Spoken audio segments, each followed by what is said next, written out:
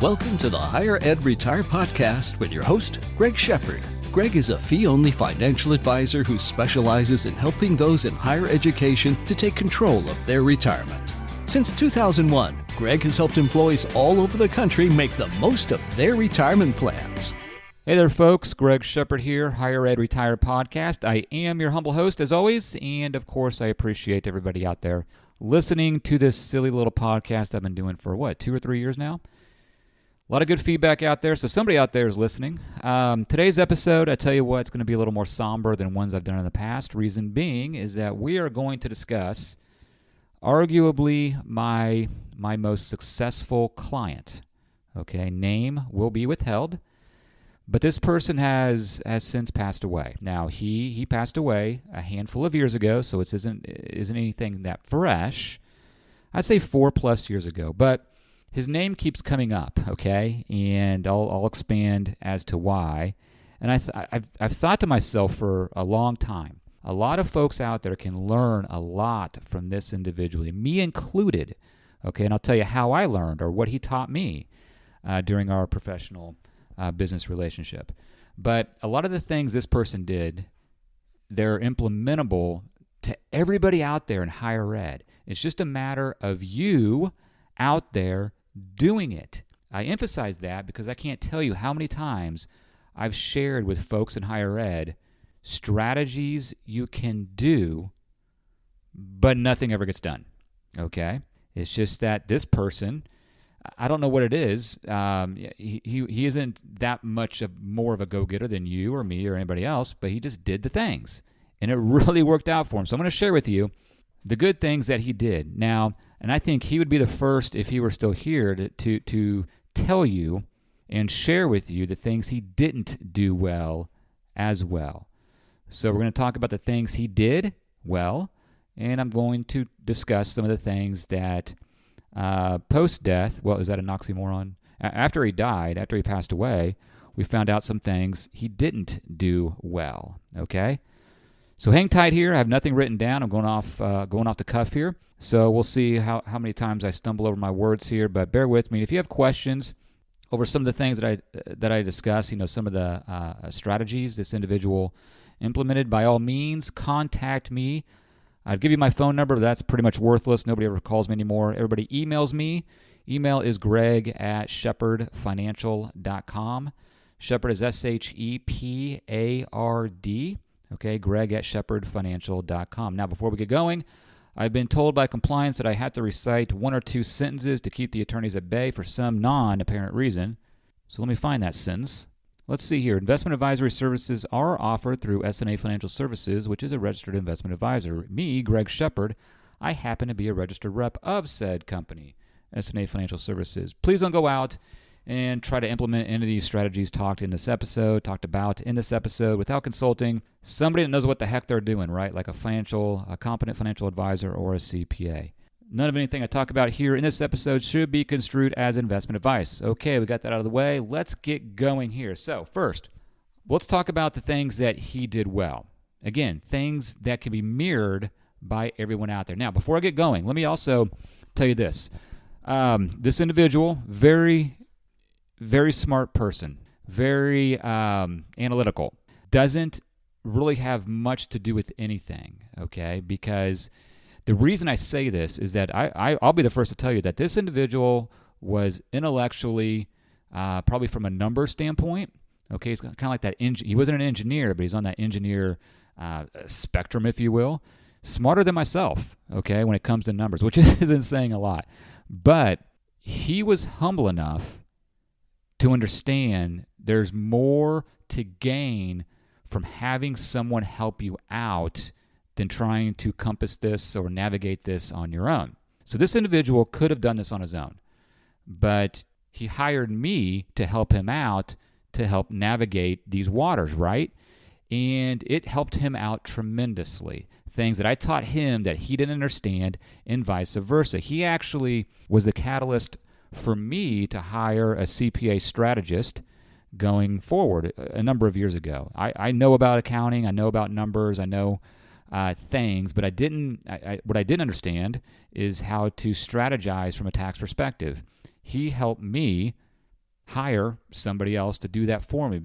Now, the reason I say this is that, another reason I say this is that you all out there, I'm kind of tooting my own horn. You all are busy doing your thing, whatever that thing is professionally in your career. Now, typically, if you want it done right, if you have a very simple tax return, you probably do it yourself. But if you have something that's a little more complicated, you hire someone to do that. Okay, you may have heard this speak before. You don't do your own dental work, right? You have a doctor, you have a dentist. Why wouldn't you have someone out there to help navigate some of these higher ed retirement plans? Because they are difficult. I'll tell you what, there's two universities that come to mind right now. I don't mind saying them, University of Nebraska and Michigan State, going through some transition that's got everybody backwards for the most part, okay? Paying somebody to help you out, a small fee, should be to your advantage, okay? So if you want to explore that relationship, by all means, contact me, and I could see, of course, how I could help you out. Email greg@shepherdfinancial.com. So this individual, again, smarter than myself, but realized there is value in having someone help you out navigate these waters. Some of the things that he did well. Now, he passed away when he, after retirement, he was low 80s, something like that. He started very early. Started early. Now, a lot of you out there might be 65, 70 years old, well, maybe not that old, but past the early stages, okay? So that may not do any good. But I do have other clients that realize this fact and helped relay that information to colleagues that are just starting, okay? So do them a favor.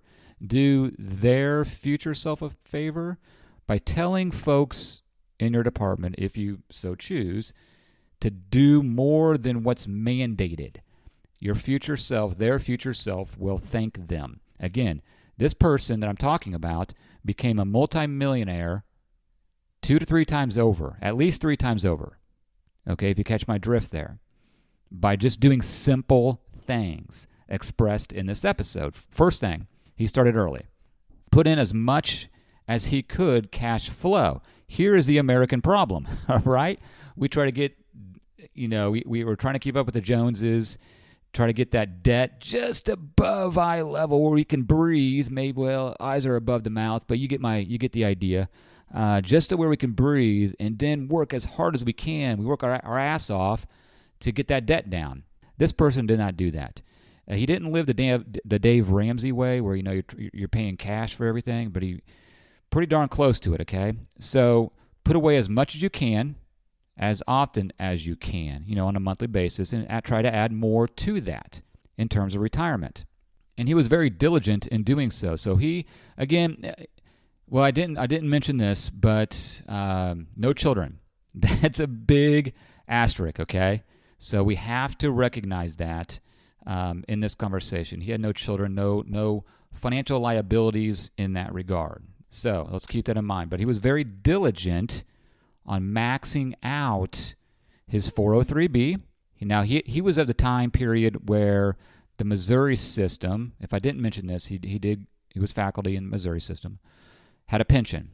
Okay, newer employees in the Missouri system do not, but he had a pension, and then maxed out his 403B, all right, and then added a little bit to his 457 as well. So he put in more than the max, which a lot of folks have a hard time doing. But remember, he was single. He had one income. If you're out there with 2 incomes, you can do this.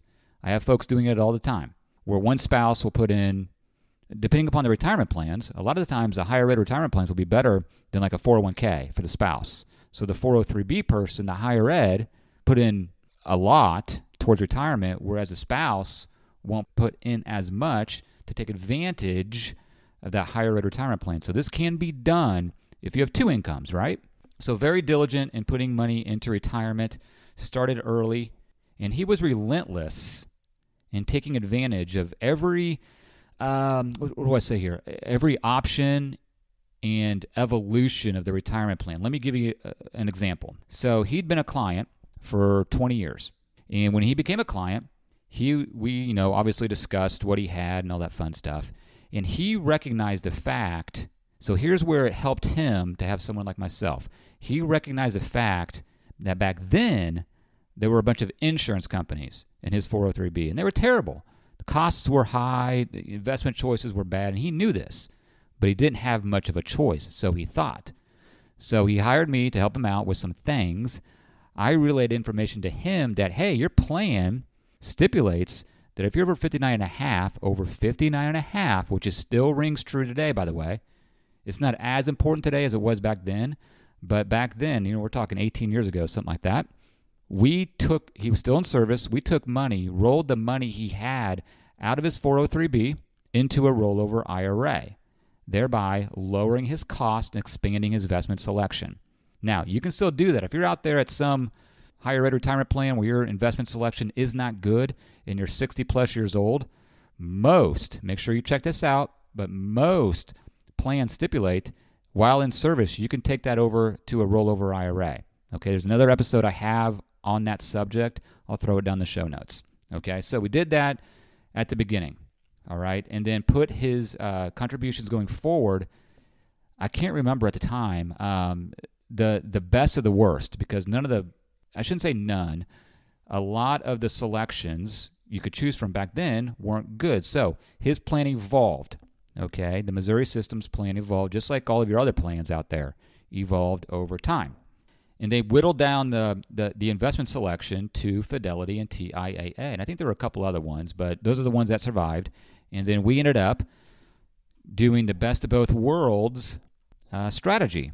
What I mean by that is that, and he was a very conservative investor. I'm going to piggyback off that here in just a bit.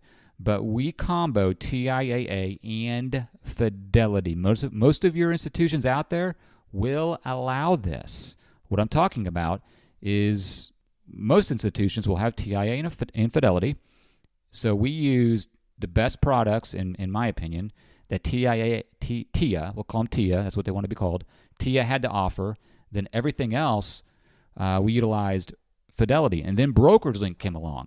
And there's another feature, option that we took advantage of. Opened Brokerage Link and threw down all of his Fidelity money into Brokerage Link. So now, prior to retirement, he had a lot of X here dollars over at TIA, and then the remaining X dollars over in Fidelity's Brokerage Link account. And he had money in that rollover IRA that we took out because he was over 59.5, okay, a long time ago.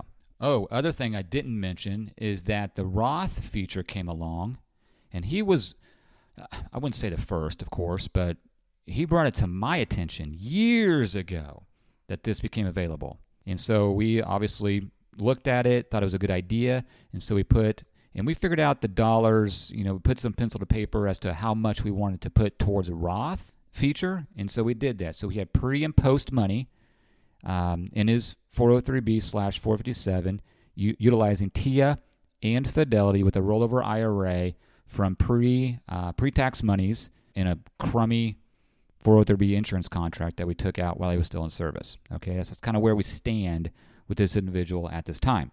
Then he retired. Okay, so he retired, and what we did with his pension is he extracted. Now, again, this I wouldn't say falls on deaf ears, because a lot of you out there don't have these archaic pensions.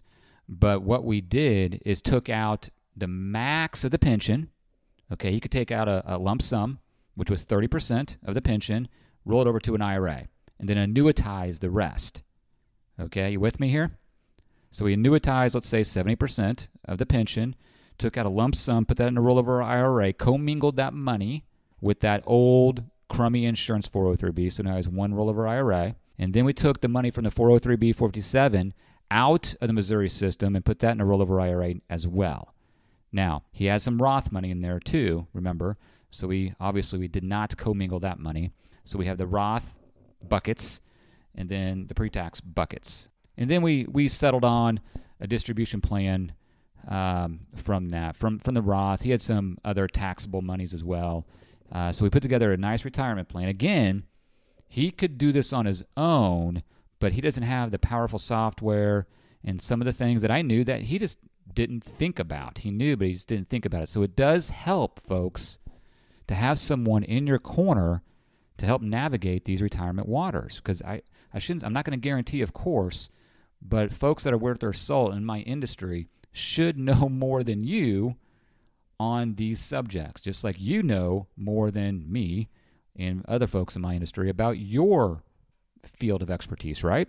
So that's kind of it's a lot more detailed than what I just went into, but that's some of the things that he did very well. Start early, put in as much as you can, cash flow, take advantage of all the features.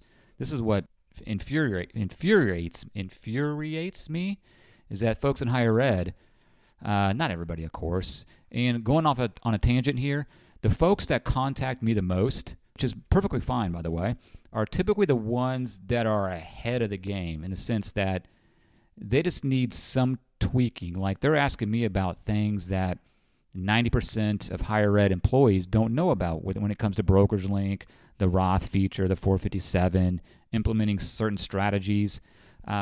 Most of the folks out there in higher ed don't do anything, and they just default to the target fund and say, hey, see you in 20 years. I can't tell you how much in terms of financial incentives, I guess I'll say, what they're missing out on. All right, so maybe do your part in trying to help educate other people maybe in your department. There's so many folks out there missing out on a lot of advantages that these retirement plans have to offer. Okay, so back to this person. So, he also did that over 59.5 in-service transfer to get out of that crummy insurance 403B he had.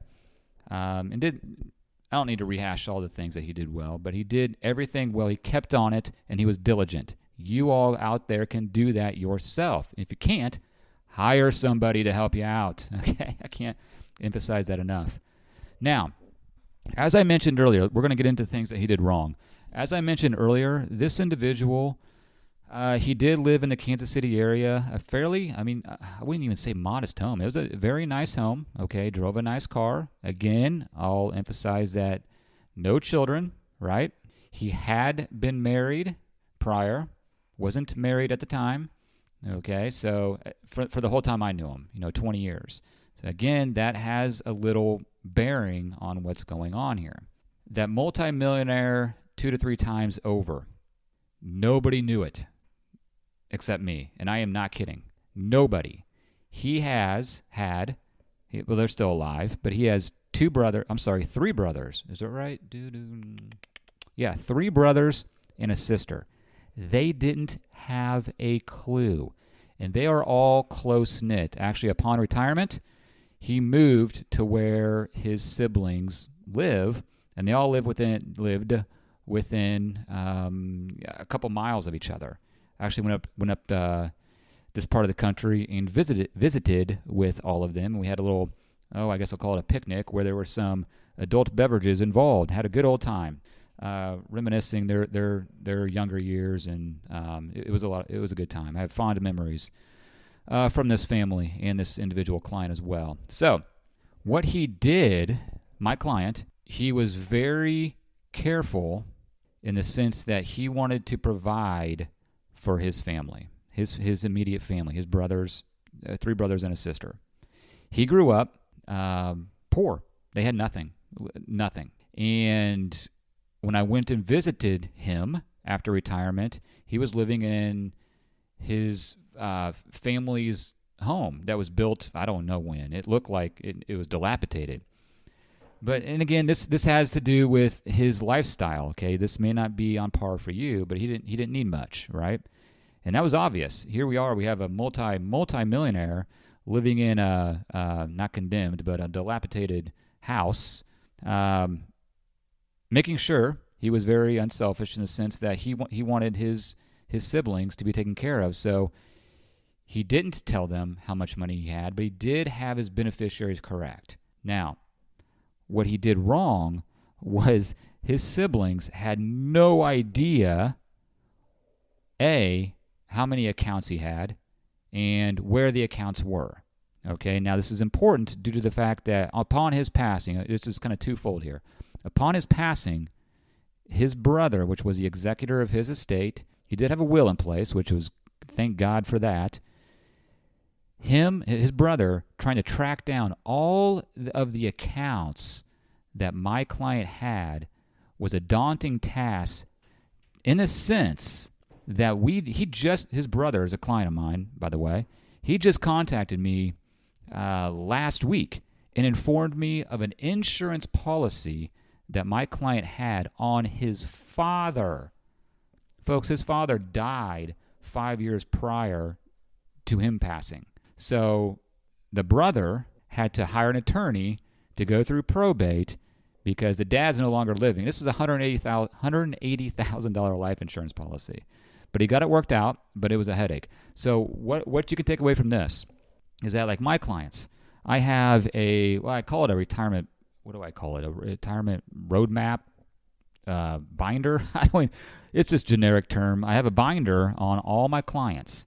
And if my clients don't have an area that at their home with some sort of, I wouldn't call it a safe deposit box, but an area that has all your files in it, I tell them, hey, just give it to me. I'll take care of it. And what you need to do, Mr. and Mrs. Client, is tell whomever is going to be your executor, give them my information. And this has happened, I can't tell you how many times over the last 20 years. I get a phone call from a nephew, a sister, a brother, whatever the case is, and say, hey, Joe or Mary just passed away. They told me to call you. And let me tell you, I whip that binder out, and we go through the accounts because my clients have given me all that information. Okay, not necessarily all the accounts are with me, but I have all that information. And I can't tell you how much it puts the surviving sibling, spouse, whomever it is, at ease knowing that this is, you just go down the list, check it off.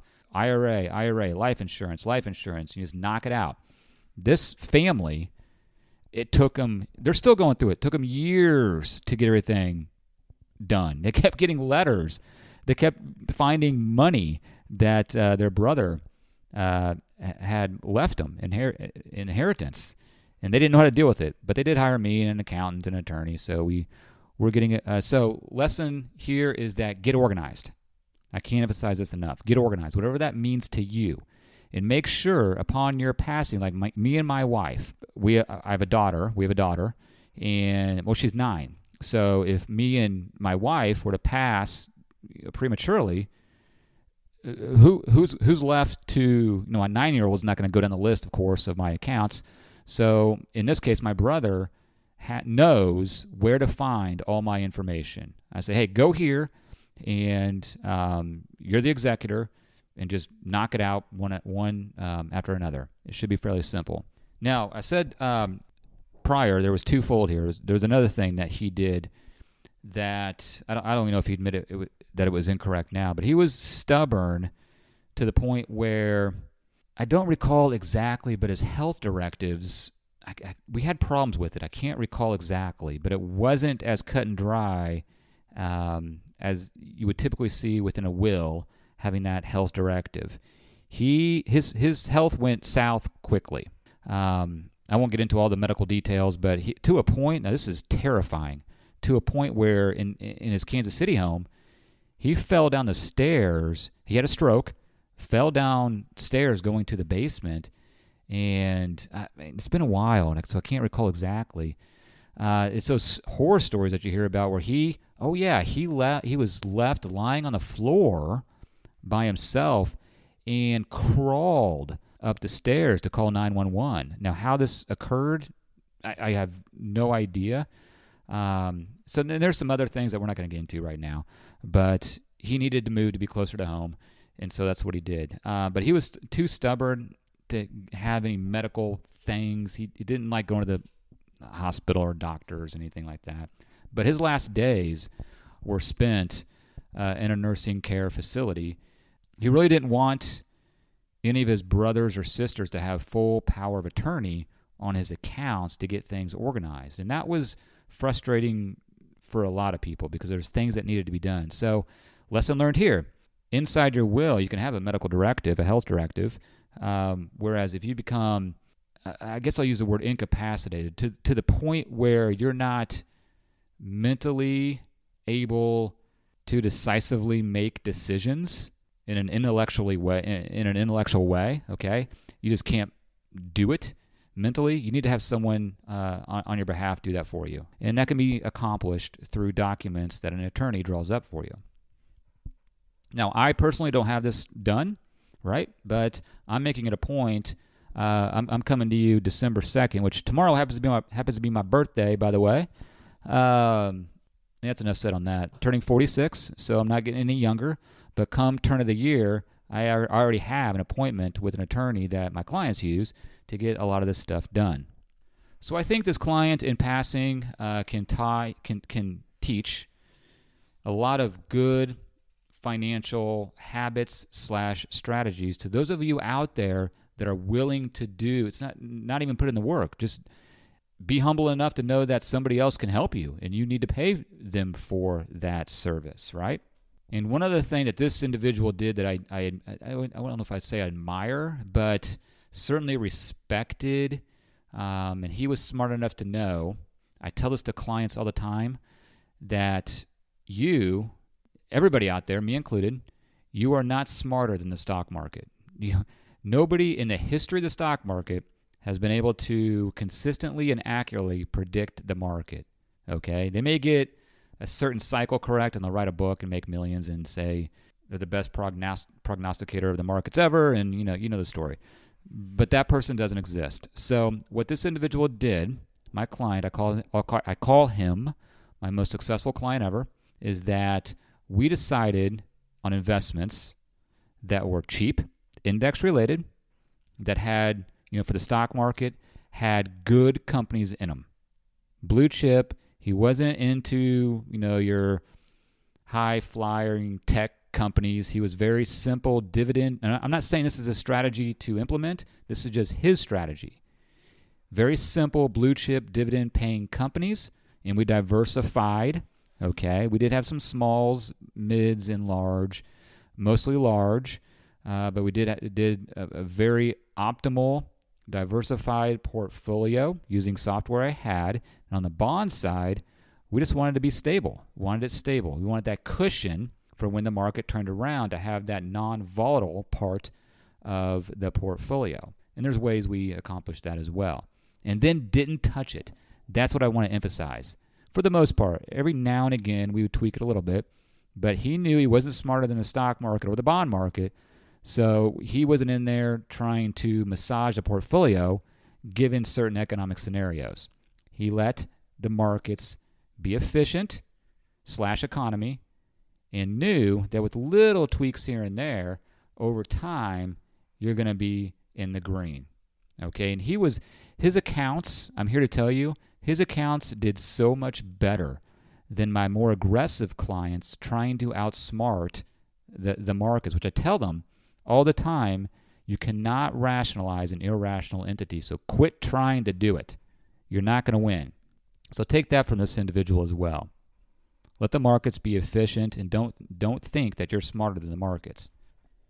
All right, folks.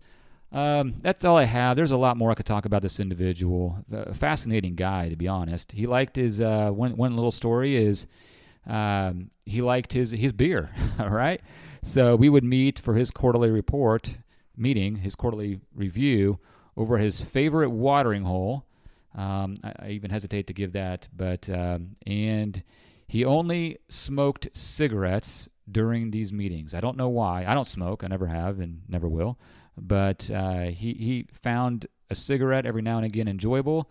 So his excuse to have that cigarette was a quarterly review, and he'd have a couple adult beverages and just tell stories. He was a great storyteller. So I really enjoyed this individual, and I was sad to see that his health deteriorated and eventually got the best of him. So, but if he could teach something to you all out there upon his passing, I think we're all better for it, right? All right, enough of that, folks. If you want to contact me on anything that I talked about in this episode, by all means, do so. Do not call me. I'm not even going to give you my phone number, but email is greg@shepardfinancial.com. Shepard is SHEPARD. And as always, in closing, I implore you to take control of your retirement today. Thanks for listening to the Higher Ed Retire Podcast. Just because this episode is over doesn't mean you can't continue your retirement journey. Please visit www.higheredretire.com to see how you can work with Greg or to simply ask him a question. Thanks again. S&A Financial Services is a registered investment advisor. Information presented is for educational purposes only and does not intend to make an offer or solicitation for the sale or purchase of any specific securities, investments, or investment strategies. Investments involve risk and, unless otherwise stated, are not guaranteed. Be sure to first consult with a qualified financial advisor and/or tax professional before implementing any strategy discussed herein. Past performance is not indicative of future performance.